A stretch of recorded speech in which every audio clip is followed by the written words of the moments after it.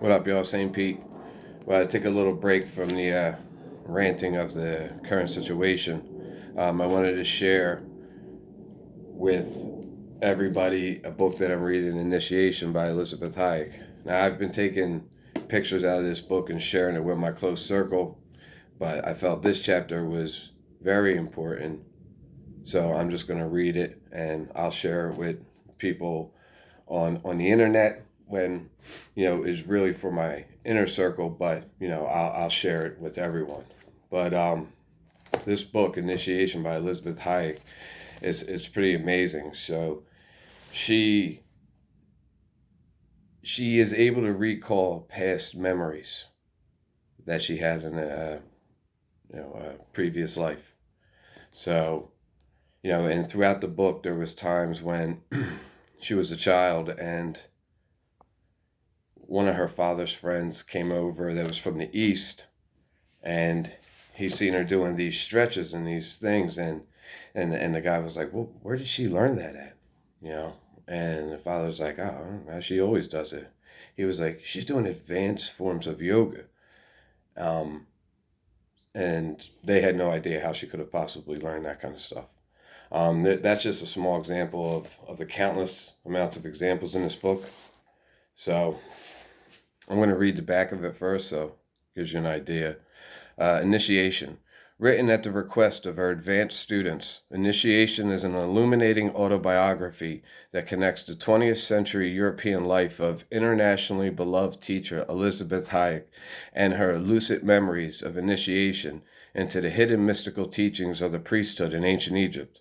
A compelling story within a story emerges, detailing the life experiences that catalyzed her spiritual path. In an earlier life in ancient Egypt, a young woman is prepared for initiation into the esoteric secrets of the priesthood by the high priest Ptah, who instructs her step by step, consistent with her development in the universal truths of life. Throughout this extraordinary book, Elisabeth Haich reveals her in-depth insights into the subtle workings of karma, reincarnation, the interconnectedness of individual daily life choices, and spiritual development. Elisabeth Haich shares usually hidden truths that only a few rare individuals in any generation seek, find, and communicate to others, enabling the reader to awaken within the essential understanding necessary to enlighten any life, no matter what events manifest. In 20th century Europe, from childhood to adulthood, through war and remarkable meetings, she demonstrates the power of turning the searchlight of one's consciousness inward and using every life event towards expanding consciousness. Initiation is a timeless classic communicated in modern terms, inspiring generations of spiritual seekers globally. Whether read as an autobiographical novel unveiling mystical truths or as a unique glimpse into Elisabeth Haich's exceptional journey to initiation, the personal impact on the reader is profound. To read initiation is to be part of the initiation itself. And I would agree. The real difference between this and the Bible is the modern words that they use. The Bible can be sometimes hard to understand because of the words that they use. That's what makes this unique. So I want to read this chapter, Sons of God, and we'll talk about it. The next day the Pharaoh summons me. I am to see him after his audience.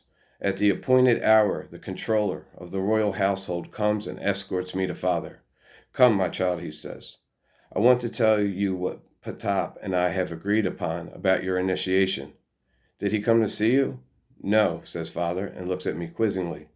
Did you go to see him? I ask again. No, he answers and smiles. Father, I tell him, for a long time I've wanted to ask you how you discuss things with Ptah without going to see him or his coming to see you.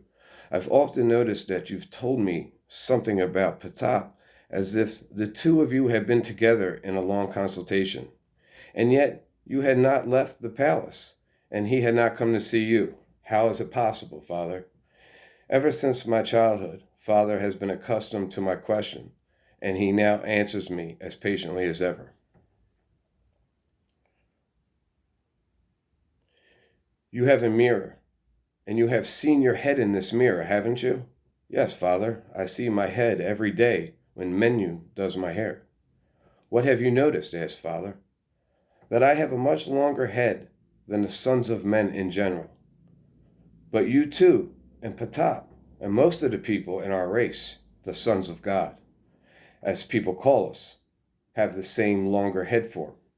It's noticeable even in spite of the kerchief or headgear or ornaments the person might be wearing. How is it, Father? Why is the shape of our heads different from that of the heads of the sons of men? Now we know that to be true. If we go back to Akhenaten, and they have the long skulls, and they have that in South America as well.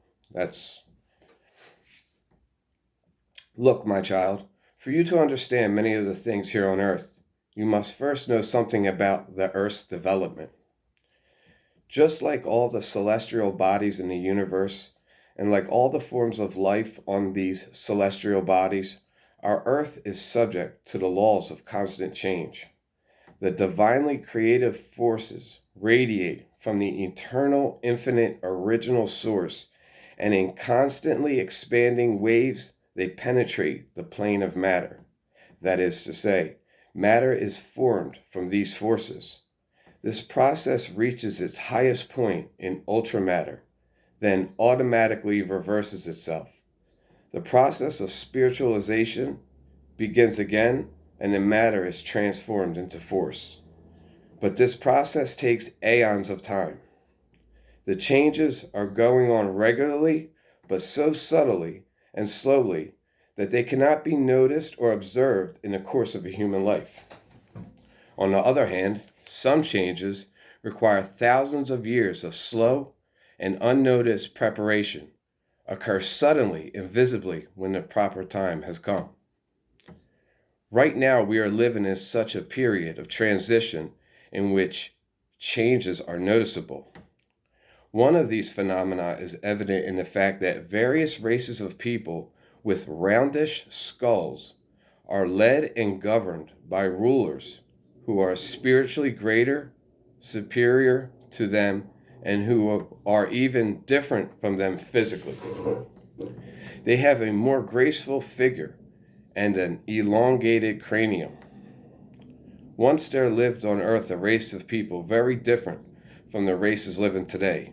They manifested completely the law of spirit and not the law of matter like the races of people living today. These people were conscious on the divine plane and manifested God here on earth without any admixture of the self-seeking characteristics of the body. In their divine purity, these people deserve the name sons of God.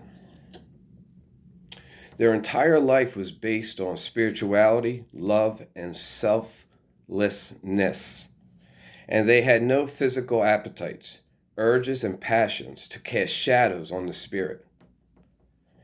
The members of this high race possessed all the secrets of nature, and as they were perfectly acquainted with their own powers and kept these powers completely under the control of the spirit, they were also able to control and guide nature with all of its tremendous forces.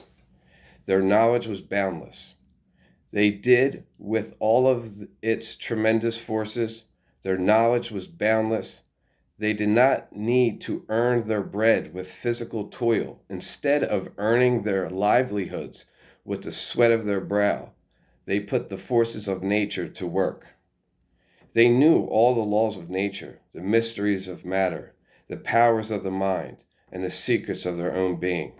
They also knew the secret connected with the transformation of force into matter and matter into force. They constructed devices and tools with which they could store up, set in motion, and utilize not only the forces of nature, but also their own spiritual forces. They lived happily and peacefully as the dominant race in a great part of the earth.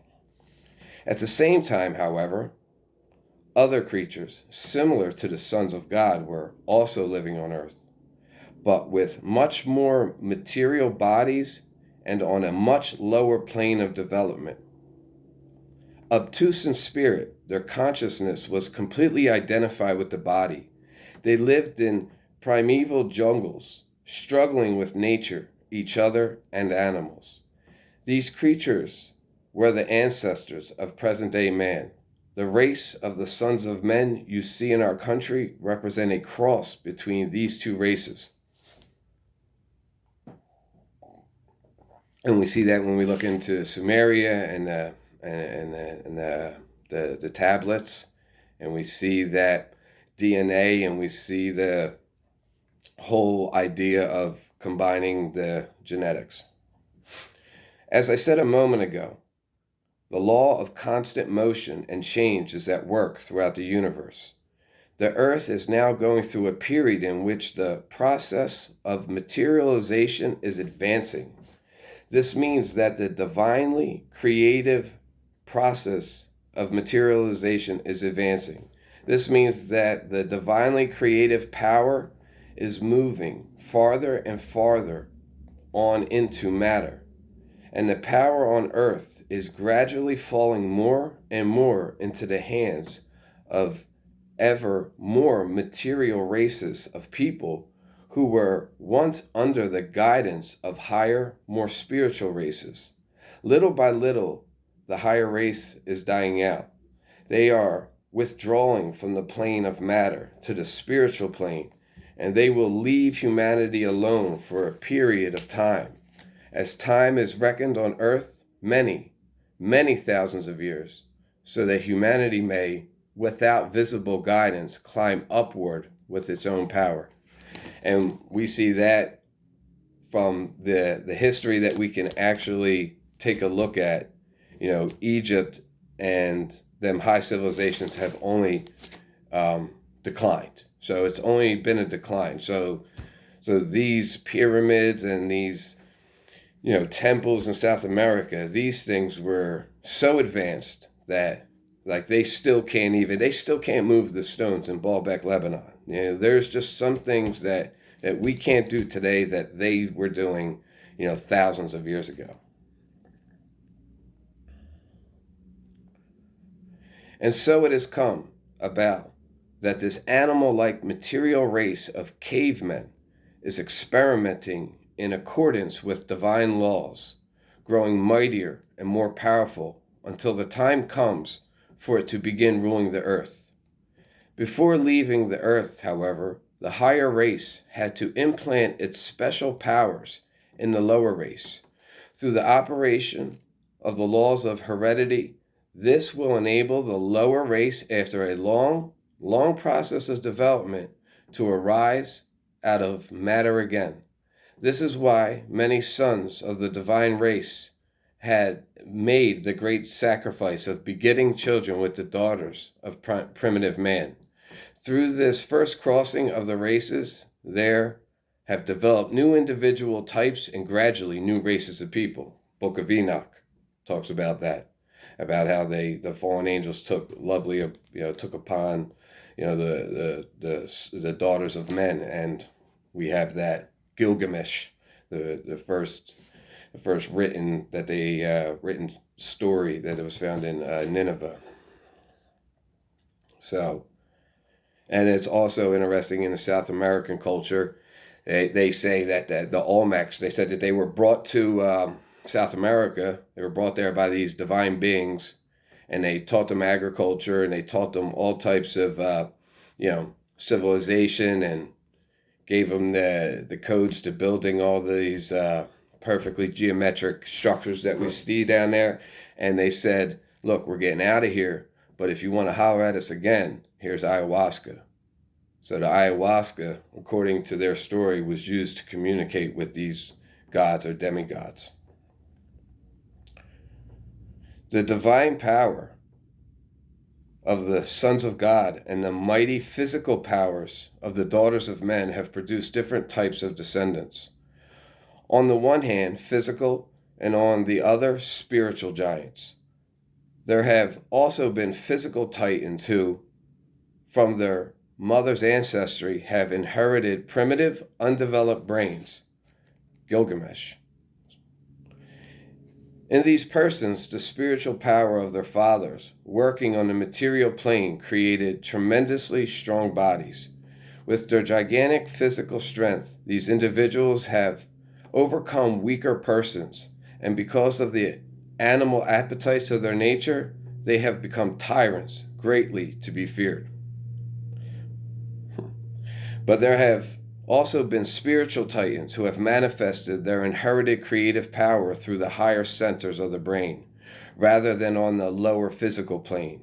These spiritual giants were assigned the task of leading and teaching for a time the lower, animal-like, body-conscious race of humans, as well as the hybrid race, which later rose through the interbreeding I have already mentioned. Keep it all in the family. We see a lot of this interbreeding amongst the elite families.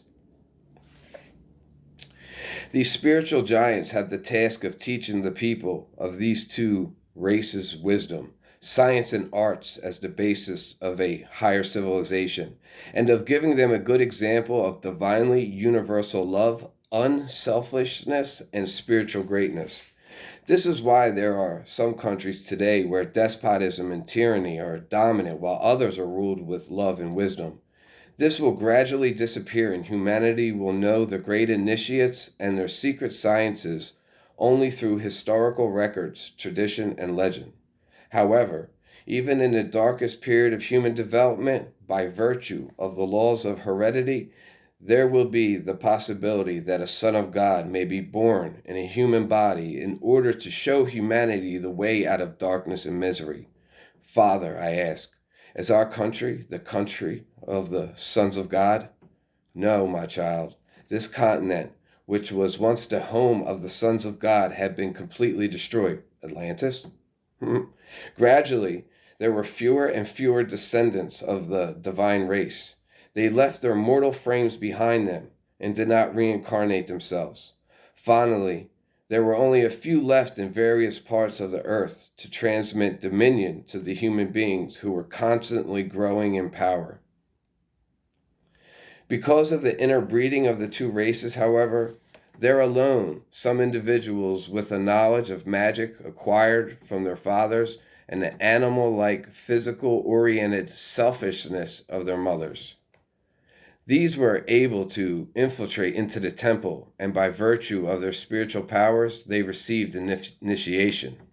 Meaning, they were sneaky about, because when you got initiated into the mystery tradition, there was a certain moral character that you had to have. You had to be of a high standard, high spiritual moral standard, in order to receive these powers, because these powers getting into the wrong hands is what has us in the position that we're in today. However, they degraded their knowledge to black magic and made selfish use of their own powers and the natural forces they controlled with the instruments and equipment of the temple. The sons of God, who were then still living in this part of the earth, saw what was coming. They knew that these powers mercilessly destroy anyone who uses them wrongly, that is, with satanic selfishness instead of with divine unselfishness. They knew the black magicians were headed straight for perdition, and their blind avarice would cause general destruction.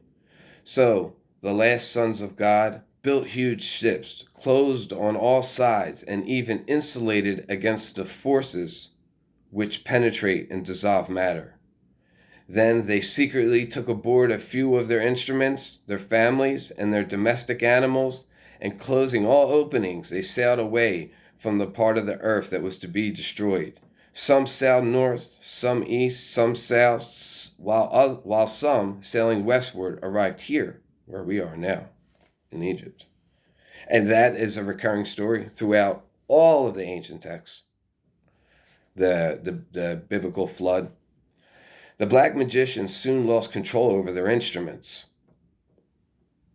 It should have been their task to conduct the highest cosmic divine forces into these instruments and store them there, because the only source of this power on earth is the human being himself.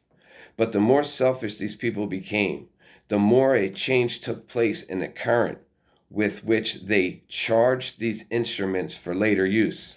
I would say maybe that's the pyramid, for example. One day, when the sons of God and their insulated ships had already sailed away to a sufficient distance, the tragedy occurred, the sinking of Atlantis. One of the black magicians unintentionally conducted into his own body a force which dissolves matter, that is, changes it into another form of energy. When this process has once been set in motion, the matter which has been transformed into energy goes on, acting as a destructive force until it has dematerialized everything. In this way, the whole continent was destroyed. Finally, the new forces, thus created, slowed down and eventually halted the process of disintegration. The entire dematerialized continent was transformed into energy of radiation, at first rising up to the upper reaches of the Earth's atmosphere, then returning transformed into the primordial form of all matter. After further transformation processes, the whole gigantic mass fell to earth again in what appeared to be an unending downpour of water, mud, and sand. Now, we have that 10,000 years ago, for example. We have is a younger Dryas event. But we have, they don't know what happened, but basically waves that swept over the whole northwest part of the country. I mean, giant waves. Listen to Graham Hancock and Randall Colson podcast on Joe Rogan. Wow.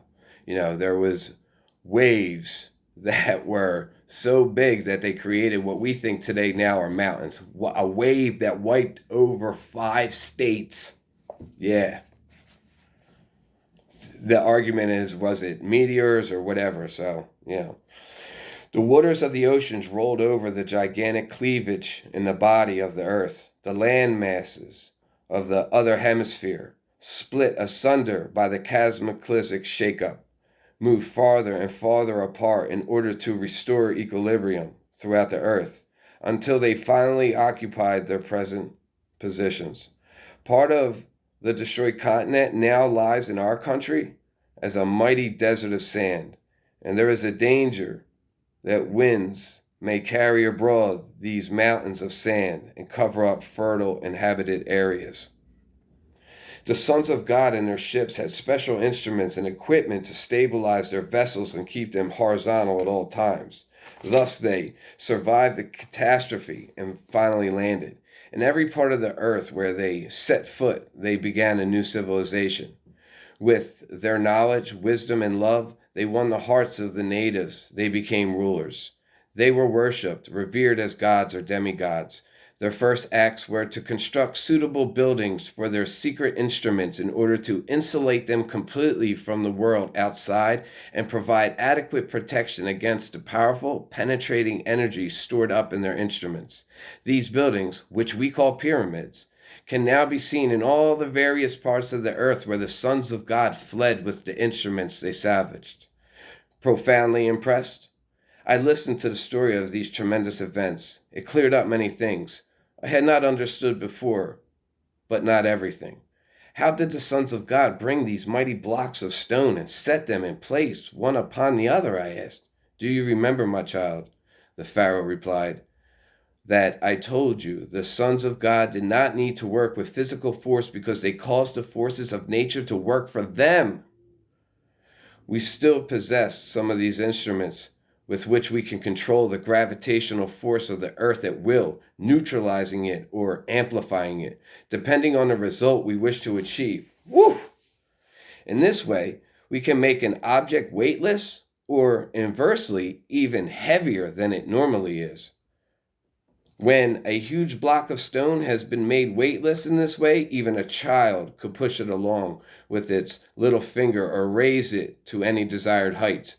Ships were piled with these gigantic blocks of stone without being overloaded because the blocks had been subjected in advance to the proper form of radiation and so made weightless. All the gigantic edifices here and in other parts of the world, which human power would never have been able to build, were erected by the sons of God in this way. And that's all facts. All facts. We can't do it now.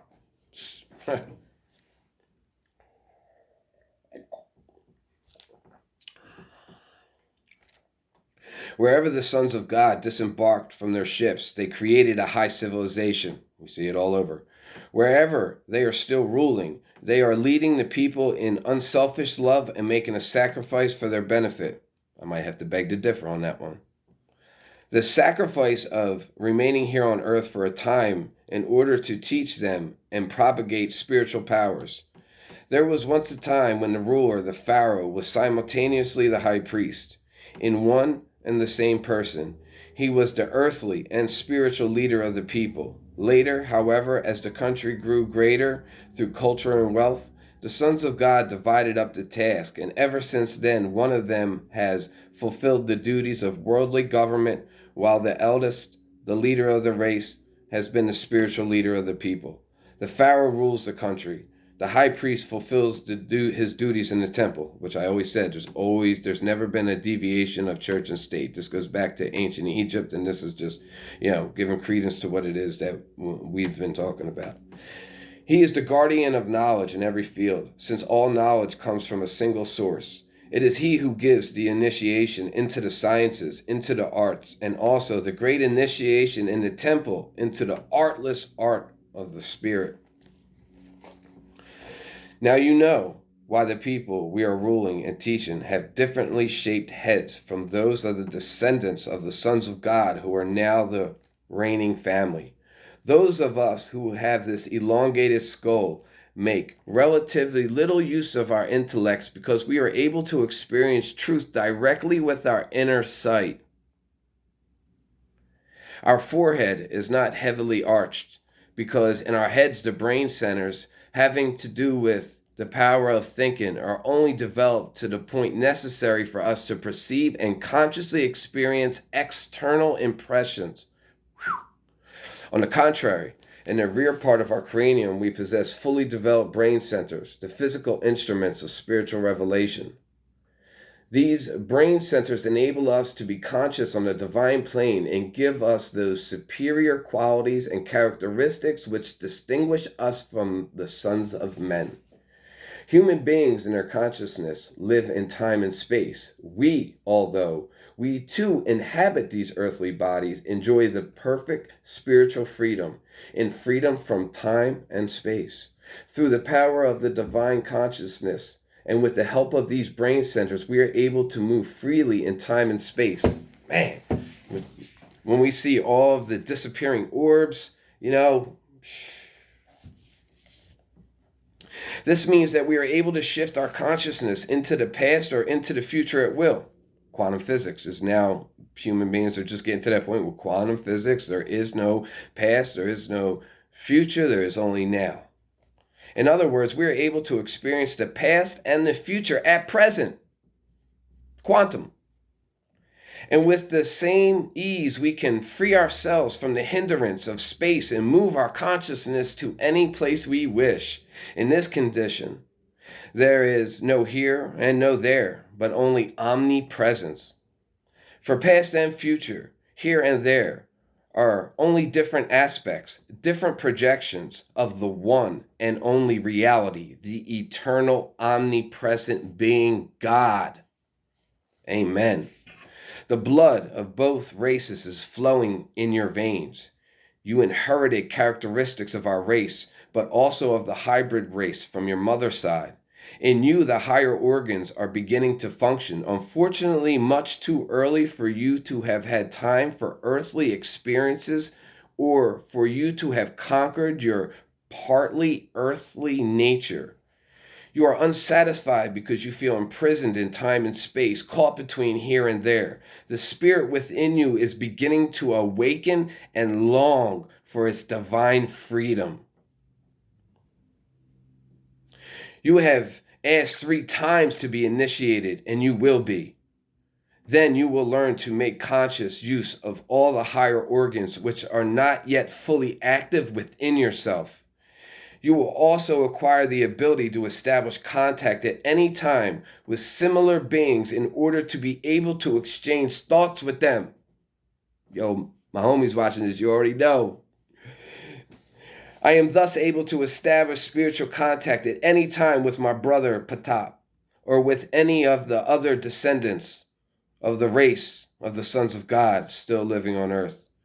Through a complete union of our consciousness, we are able to exchange our thoughts on any given subject matter better than if we were talking together on the earthly plane with the help of the larynx, tongues, and ear. With our consciousness, we can seek each other out at any time, but we feel immediately if the other is occupied and concentrating on something else. In such a case, we disturb each other only if we have something very important to communicate, otherwise we withdraw. But you can easily understand why only persons who have achieved perfect unselfishness can have such abilities. Perfect unselfishness to receive these abilities. Think about that. The purest form of giving is anonymous from anonymous. If self-centered sons of men also had them, they would create such chaos that all the finer, higher organs would be ruined in the general confusion.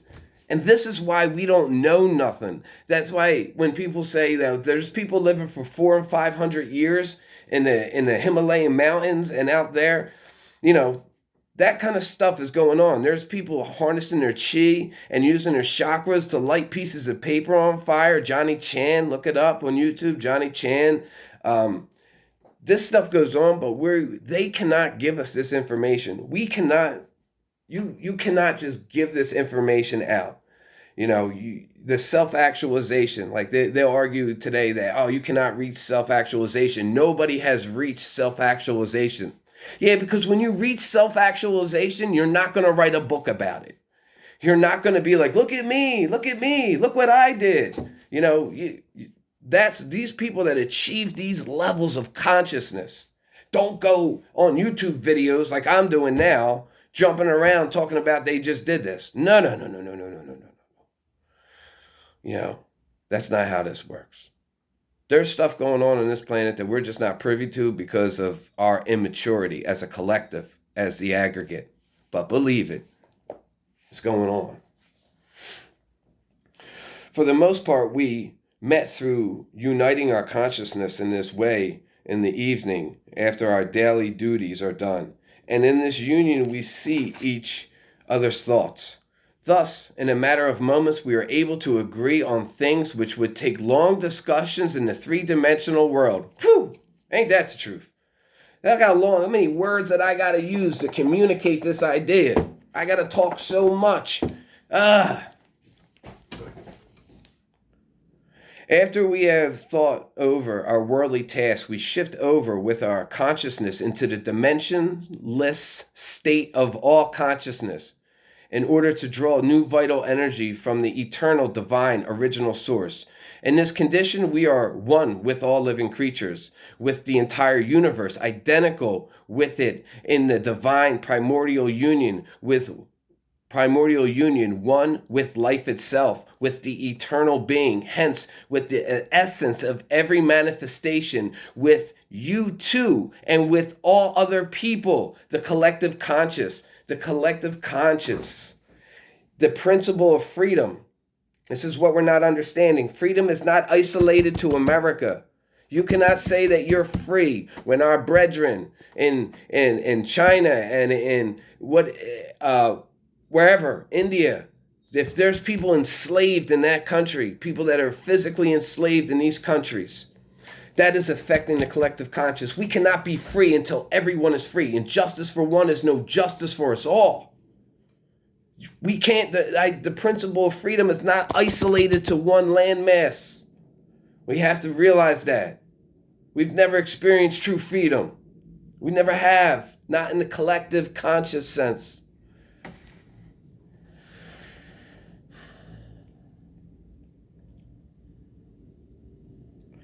Only these beings who, with their consciousness, are still living in 3 dimensions are not aware of this union. Facts.